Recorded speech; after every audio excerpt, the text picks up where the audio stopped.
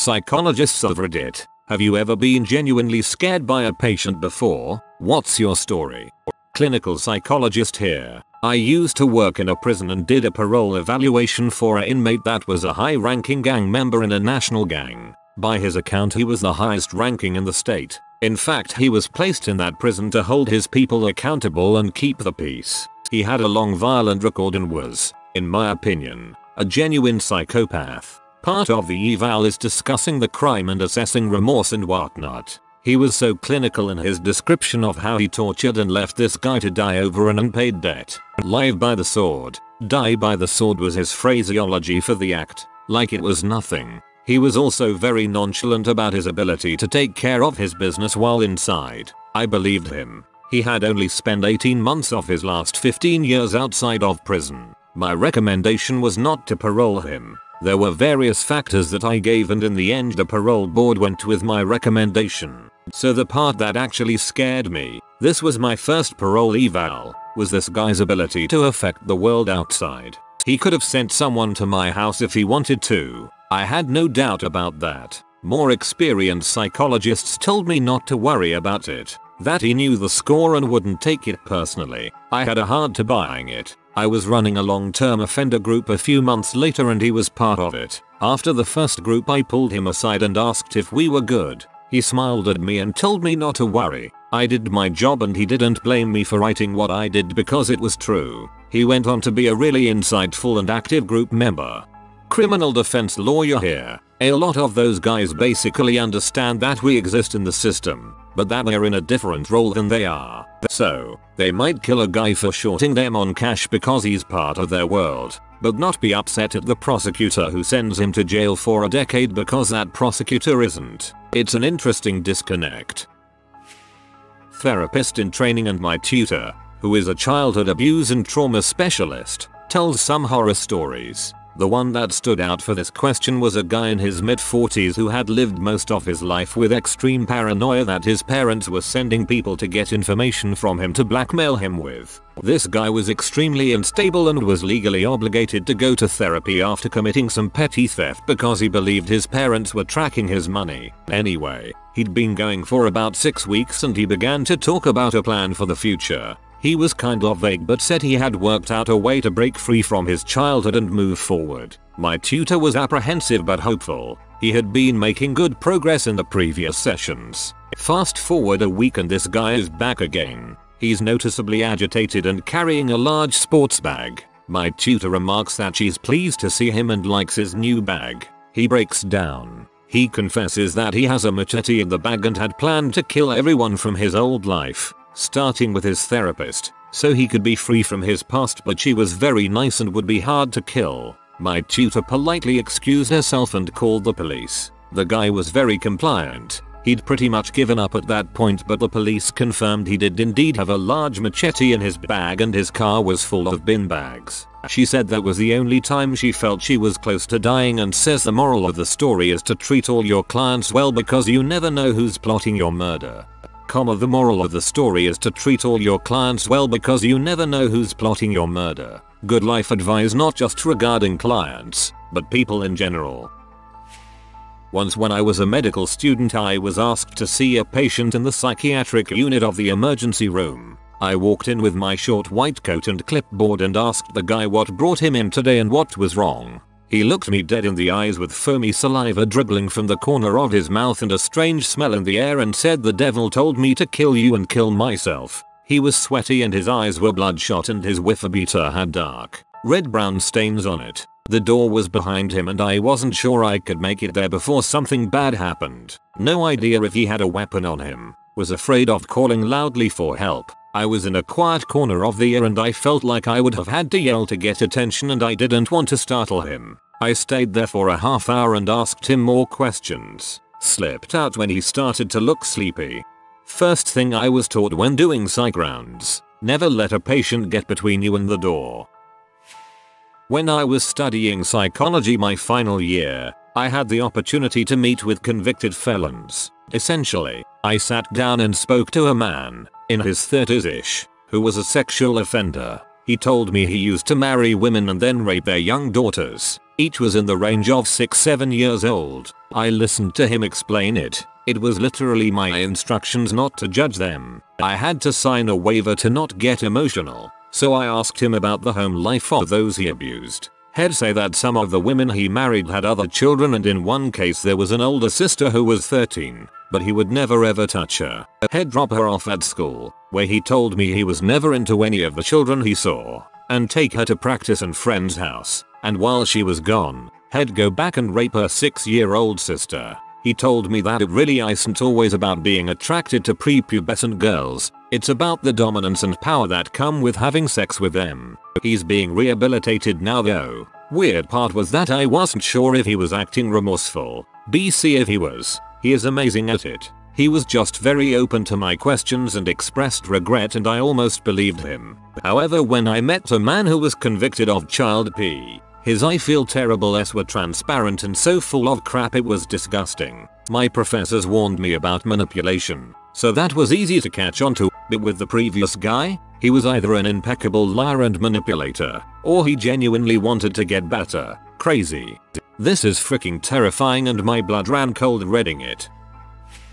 I'm a therapist, but not a psychologist if that matters. I used to work in a facility for kids and adolescents with pretty intense behavioral issues. Even when a client was aggressive, I was usually able to de-escalate them, and I generally didn't feel unsafe. In fact, most of the time I was concerned about their safety during outbursts. With one exception, I had a client that was pretty strong and prone to intense tantruming. This client was acting in a way that wasn't safe, had a plan to seriously hurt another resident I think. So I had to put them on restriction, within staff eyesight at all times. Their response was to run up to me and attempt to choke me. Luckily the staff got there in time and prevented this kid from seriously hurting me. On another occasion, this same client also took apart their curtain rod in their bedroom and swung it at my head. I dodged in time. Oddly enough, this client and I had a pretty good relationship the other 99% of the time, and I generally enjoyed working with them. I'm a teacher, and my scariest, most violent student was also genuinely charming and personable at times. Odd for sure. A few people had unpredictable anger and outbursts that could be scary at times, and once a husband brought a gun to a couple's therapy session and threatened to kill himself wife. Luckily we were able to calm the situation down, but things like that can end badly, and you always have to be aware of that possibility when emotions run high. Holy crap. That's terrifying. I'm glad no one was hurt. Had a client years ago who had recently gotten out of prison for assaulting a police officer pretty badly. The client had a volatile temper and lived in a violent family growing up. The client never got angry with me, personally. However, while talking about their family and other people in their life, the client would get so worked up with anger that I sometimes wondered if I was safe. I started pretending to be on emergency call duty in the clinic where I worked so that I had an excuse to carry a walkie-talkie with me during our sessions. Shortly after I began doing that, I terminated the therapeutic relationship and referred the client for a completely different type of treatment than what I provided. The last I heard, the new treatment method was helping the client. Clinical psychologist in training here. I've never been afraid. But my friend had a client once who made her extremely uncomfortable. Without revealing any information that could break confidentiality, I will say that he had issues with masturbating too much and not doing much else, and at one point asked my friend if they could watch P together in the next session so he could show her what he does. At another time, he talked about his masturbation habits while touching his dong through his pants a bit. Totally inappropriate behavior, obviously. This client had lots of other issues, but when these things came up, her supervisor took her off the case because it wasn't suitable for training and my friend didn't feel safe. My brother-in-law is low-functioning autistic and blind. At one point his care provider, who had worked with him for years and knew him quite well, got into a very dangerous situation with him. She had worked with him since he was smaller and had become experienced at interacting safely when he would become angry and aggressive. They had found a good balance of medication for him and she let her guard down. This time though, he was now 20 years old and 6 foot tall. In a split second, he attacked her, jumping up from the couch directly across from her chair. He was very strong and viciously aggressive. I have found myself in tough situations with him, and I'm 6'4" 225 pounds. After receiving quite a few blows from his hands, hair torn out and bites on her arms and hands, she was able to push away across the ground and get behind the couch he had been sitting on. She quickly slid the couch into a corner so that he wouldn't have a way around it easily, and she hid herself behind it and tried to be very quiet. He searched that corner of the room for over an hour, following the front and side edges of the couch with his hands, back and forth pacing until he eventually lost interest and went to play with some toys off in the corner of the room. She got out of the corner and ran for her door just as her assistant was coming to remind her that she had gone over the allotted time. My Bill is an amazing guy and I've had some awesome experiences with him over the years, but the idea of being hunted by sound like that is pretty freaky. Holy crap, every minute must have felt so long for her. Not a psychologist, but saw a breakdown in my ex that scared me senseless. He had just started meds and the meds reacted horribly with him for whatever reason. He mostly had hallucinations, but sometimes he'd black out and do activities and not remember them. He would call me screaming at 3 AM and he didn't remember a second of it. Any of it. He had hallucinations before, but they got increasingly dangerous with these meds. In particular, I think of one instance, while on the phone during an episode, he said, "I boiled some water." I asked why, as it was 3 AM, and he replied eerily calmly, "They told me I have to stick my hand in here." It was absolutely terrifying. I finally begged him to go to the hospital that following morning to ask for a medication change and he begrudgingly obliged. While he was there, he started throwing up blood and had to get his stomach pumped. Turns out, in one of his blackouts, he swallowed his entire bottle of medication.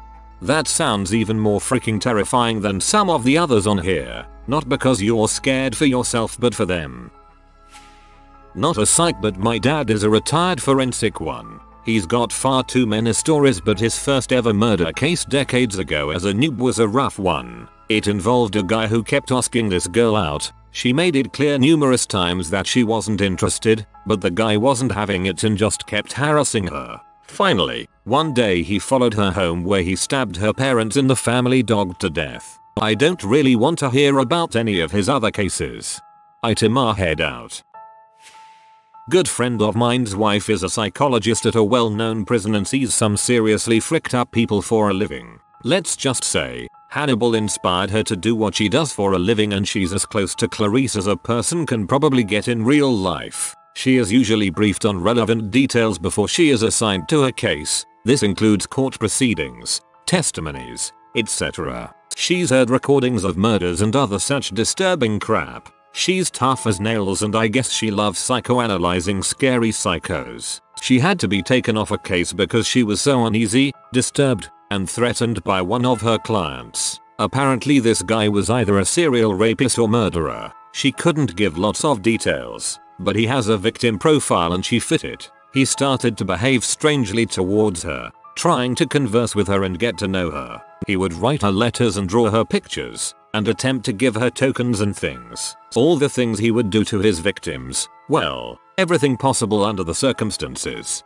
She was so upset and disturbed by his special attention that she was even afraid at the grocery store and started to feel uneasy in her home at night. Despite the fact that this guy was locked up in a maximum security prison, she described it like a hunter-prey vibe on a really weird animalistic level. She was taken off his case and received counseling. When she told me about it, she was very honest and matter of fact. This is a hazard of the job she works. While she may talk about her patients as if they are lab rats, this was one case you could tell really got under her skin and spooked her. Not a psychologist, but I work at a psych hospital. Your first experience with a patient attempting to seriously injure or kill you is always frightening, but most of the time, at least at my workplace, it's more heartbreaking than scary. The more I hear about psych hospitals on Reddit, the more sure I am that I never want to work at one. First time getting attempted murdered. My butt. I can't imagine dealing with things like that on a daily basis. Props to people who do the good work taking care of all these poor souls. I'm not a psychologist, but I have 2 psych degrees and have been in and out of psychiatric wards since my late teens. For 14 years I worked with adults with developmental disabilities. So, as you can imagine, I've seen my fair share of frightening behavior, but nothing scared me more than nannying for a 5-year-old boy with autism and a mood disorder. He had just been released from the hospital where he had stayed for a month to get acclimated to behavioral meds. But in the short 2 weeks I nannied for him, I feared for my life. He would kick, bite, scratch, hit, spit, come after me with knives, punch cars, scream loud enough for neighbors to think he was being abused, and destroyed his mother's picture-perfect apartment. And when I tried to tell his mom that he needed more help than a babysitter could give him, she fired me saying I was wrong and that he just needs someone more attentive. Complete denial.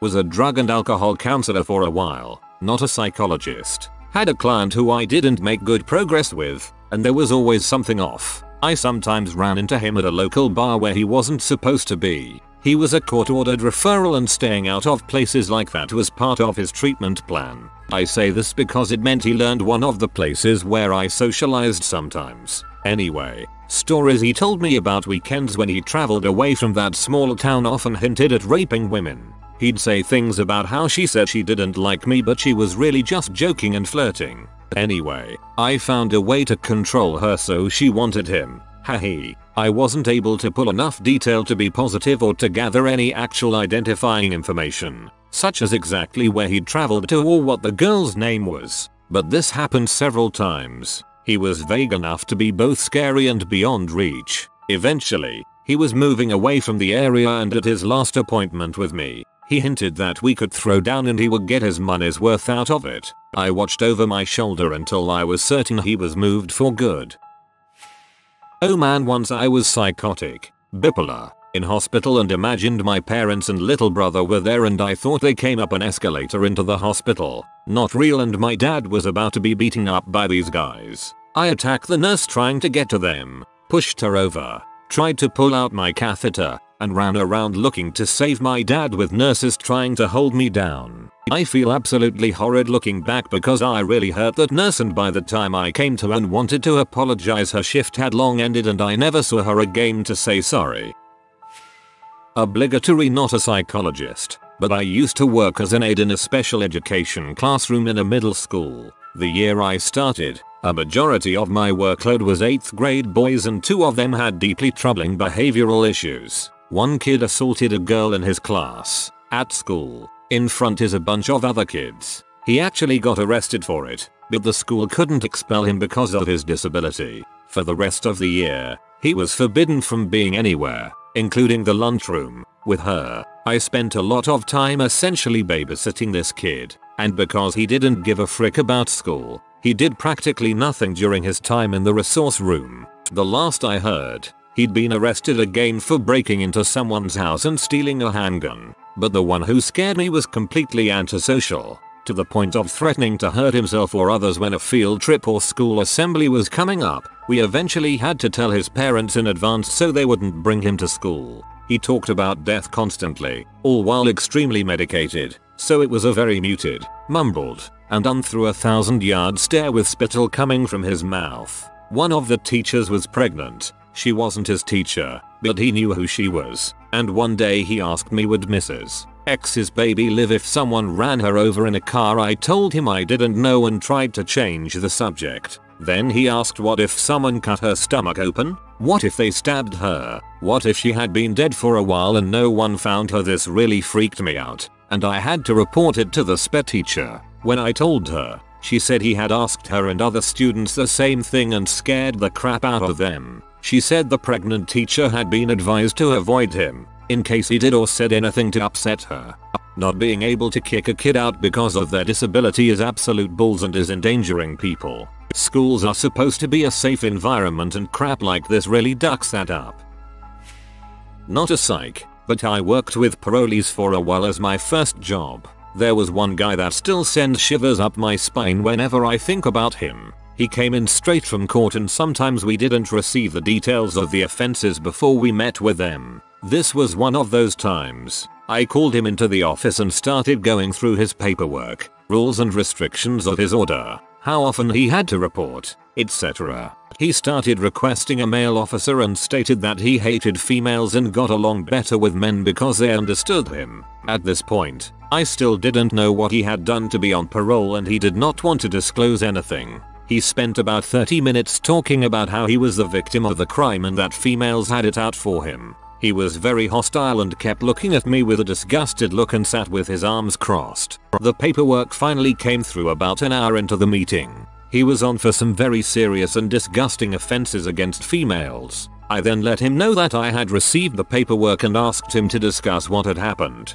We were asked to get their version of events. It was like something switched and he suddenly became very happy and almost proud of what he had done. He kept standing up and acting out what he had done in detail while smiling the whole time and asking me what I thought of it all. Without going into detail about his offenses, it was very graphic and hard to hear, and the fact that he appeared to be so proud of it was just chilling. He also kept asking whether I thought he was the victim of the crime and at one point asked me if I had any contact numbers for victim compensation for himself. Towards the end of the meeting, he was trying to charm me and kept asking me what time I was finishing work and whether I was parked nearby. I left with a group of my colleagues that day. He ended up back in jail about a month later, and while I am all for rehabilitation of offenders, I sincerely hope he stays in there.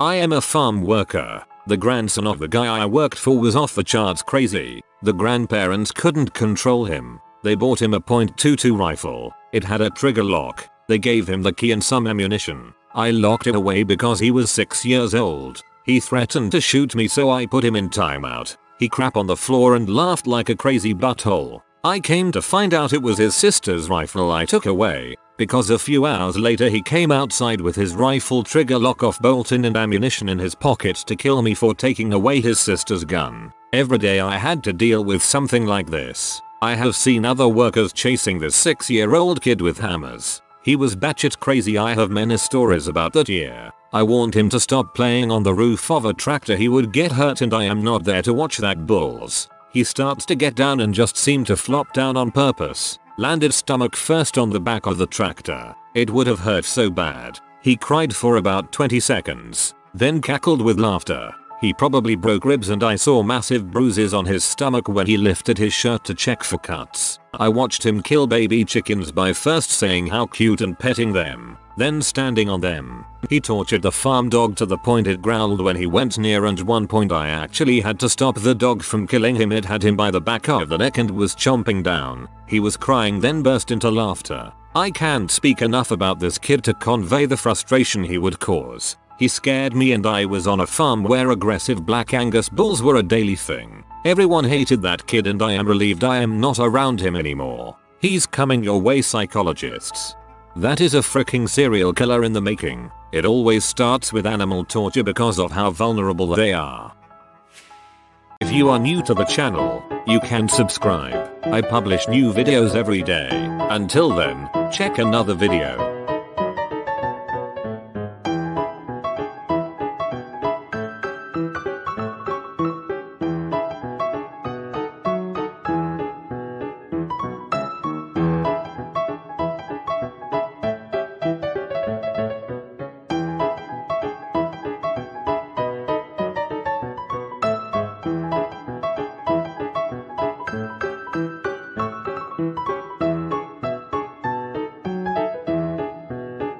Bye for now.